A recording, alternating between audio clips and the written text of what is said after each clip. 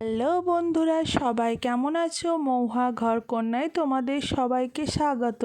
তোমরা সবাই কেমন আছো? অনেক দিন পর ভিডিও নিয়ে চলে এলাম।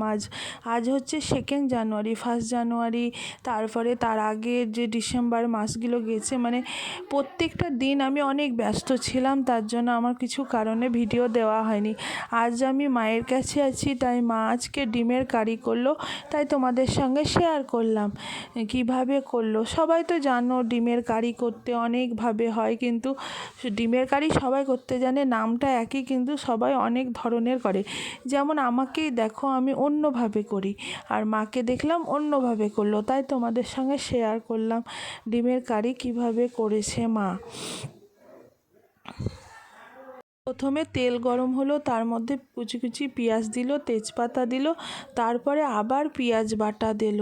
পেঁয়াজ বাটা দিয়ে ভালোভাবে নেড়ে নিয়ে ওই মশলাটাকে একটু কষে নিয়ে আর একটু আদা রসুন বাটা দিল। আদা রসুনটা বাটা ছিল, সেটাকে ভালোভাবে বাটা ছিল নিয়ে একটু একটু করে মা দিচ্ছে আর নাড়ছে, মানে কষাচ্ছে, কষে কষে কষে তখন এবার মশলাটা টমেটো দিয়ে দিল। টমেটোটাকেও ভালোভাবে কষে সেটাকে ভালো করে ভেঙে একবারে পেস্ট টাইপের হয়ে যাবে, ভালো করে নেড়ে মা দেখো, আমরা যেমন একবারে দেয়, মা যেমন একটু একটু করে দেয়, তার জন্য হয়তো ওদের খাবারগুলো বেশি টেস্টি হয় আমাদের থেকে।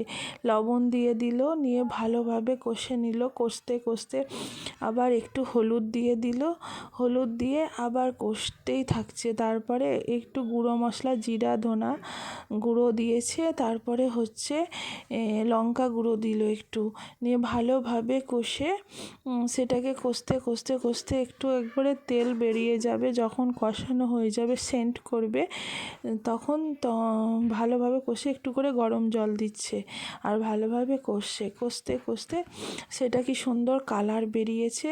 কালার বেরিয়ে থাকতে থাকতে তারপরে এবার ডিমগুলো দিয়ে দিল। ডিমগুলো দিয়ে ভালোভাবে নেড়ে সে ডিমগুলোকে একটু নেড়ে তখন আবার একটু গরম জল দিয়ে দিল। দেখো কি সুন্দর কালার এসে, এটা যখন একটু টাইট, মানে গ্রেভিটা একটু টাইট হয়ে যাবে যখন, খুব সুন্দর লাগবে। একটু তো এখন জল দিল, তার জন্য ওরকম হয়েছে। তারপরে ভালোভাবে নেড়ে একটু টেস্ট করে নিচ্ছে লবণটা, নিয়ে তার মধ্যে গুঁড়ো মশলা দিয়ে দিল, সেটা হচ্ছে গোলমরিচ গুঁড়ো, আর একটু ধনা পাতা দিয়ে দিল। ধনা পাতা দিয়ে এবার দেখো সুন্দর একটা রেসিপি, এবার ভালোভাবে ফুটবে সেটা সুন্দর করে। তারপরে দেখো আমি সেটার মধ্যে নিয়ে নিলাম। এবার এই দেখো ডিমের কারি। আর সবাই অনেক অনেক ভালো থাকো, আর শুভেচ্ছা সবাইকে। আজ 2 জানুয়ারি, হ্যাপি নিউ ইয়ার। সবাই ভালো থেকো, বাই বাই।